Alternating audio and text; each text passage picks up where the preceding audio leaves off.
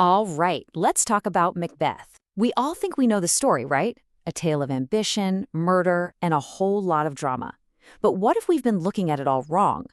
What if it's not really a story about a hero punished by fate, but something deeper? A philosophical parable about a man who stared right into the abyss and then blinked. Today, we're diving into that radical retelling. It all kicks off with this one line, doesn't it? Fair is foul, and foul is fair. I mean, from the absolute get-go, the witches are telling us that everything we think we know is about to be flipped on its head.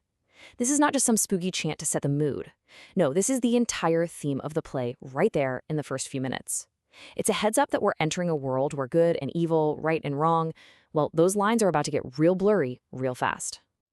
Okay, so first up, let's just quickly run through the story we're all familiar with. We're going to call this the Olympian view, the traditional take. It's Macbeth as a classic cautionary tale, where the moral is pretty straightforward. Ambition goes way too far, and ruin is the only possible outcome. And you know how it goes. It's this super fast, brutal downward spiral. The witches plant this tiny seed of an idea: you could be king. Then his wife, Lady Macbeth, comes along and just pours gasoline on it.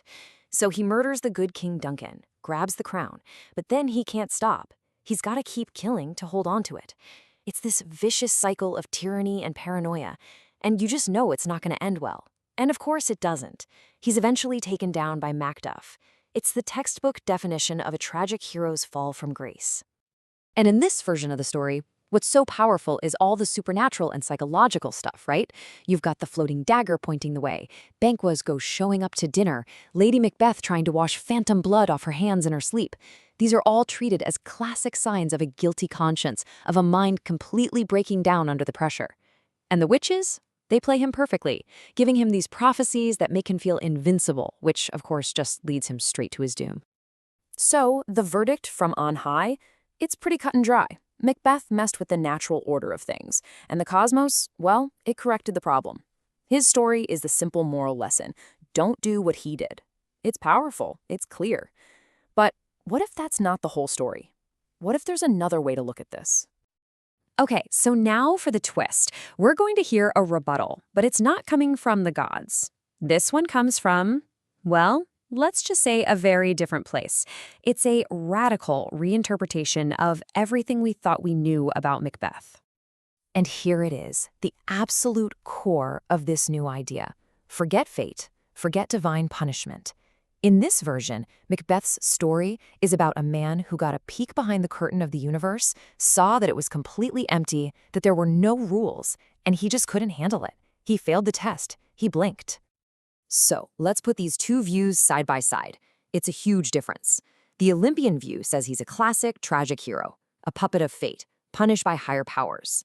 But this new, darker view, it says no, he wasn't a hero, he was the first modern man, a guy who realized the universe is a blank slate. His downfall wasn't fate, it was a failure of nerve. He wasn't punished by some god, he punished himself. Okay, to really get this, we need to talk about a big philosophical idea called slave morality. Basically, think of it as the standard off-the-shelf conscience that society gives you. The built-in rules about what's good and what's evil.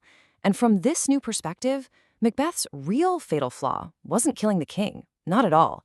It was the fact that he couldn't shake the guilt afterwards. He tried to become a master, but he was still a slave to the old rules he was trying to break.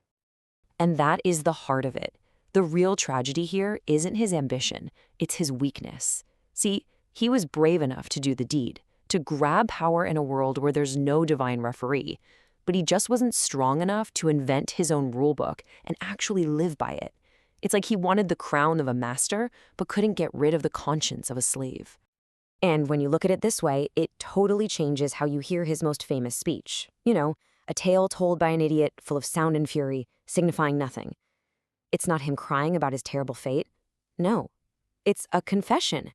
He got what he wanted, a world with no built-in meaning, a world of pure, raw possibility. And he completely failed to create any new meaning to fill that void. Life signifies nothing because he's the one who emptied it out. Okay, which brings us to the final part of our story. We're going to pull all these philosophical threads together into a single narrative. Let's call it the parable of the Thistle, a retelling of Macbeth for a world where the gods aren't watching anymore. So picture this. We're in a time when the old stars are starting to fade, when the old maps don't make sense anymore. And here's our guy, a Highlander named Malcor. And just like Macbeth, he meets three mysterious figures, but they don't give him a prophecy about his fate. They give him something much more dangerous, a possibility, a choice. And what do they whisper to him? Three big ideas. First, the will to power, this basic, primal drive inside everyone to grow, to expand, to dominate. Second, they tell him God is dead. The old moral compass is broken, the ultimate authority is gone, and humanity's on its own now. And third, they show him a thistle, this tough little plant, as a symbol of self-overcoming. Always pushing, always growing, always striving to be more. And just like Macbeth, Melkor has a wife who gets it, maybe even more than he does. She basically tells him, stop being a bit player in a story someone else wrote. The stage is empty. You need to grab the pen and write your own lines, create your own meaning, or you're just going to be stuck reciting a script you hate. So he goes for it. He strikes the blow, he takes the crown, and nothing. The great triumph he expected just doesn't happen. The crown feels heavy, yeah, but not with responsibility. It's heavy with this awful, crushing emptiness. He succeeded in tearing down the old world, but he didn't build anything new. All he did was reveal the giant gaping void that was underneath it all along. And that's it. That's all he has left. The void. He thought he'd feel like a god, but all he feels is nothing, surrounded by nothing. He had all the power he needed to destroy, but none of the creative force required to build something new. This, right here, is pure nihilism. And it's not just some edgy belief that nothing matters. It's the desolate landscape he literally built around himself. It's a wasteland where power is only used to get more power, and it just ends up consuming itself in an endless loop of paranoia, suspicion, and more killing. And the story of Malcor ends right back with that thistle. Remember how it was a symbol of ambition, of reaching for the clouds?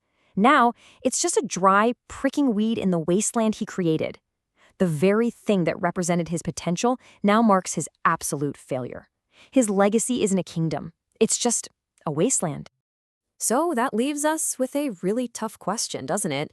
This whole story, whether you call him Macbeth or Melkor, isn't really about a Scottish king. It's about a challenge we all face, in ways big and small. It forces us to ask, is it enough to just reject the old rules and tear everything down? Or is real strength, true power, found in the much, much harder work of actually building something new, something better to take its place?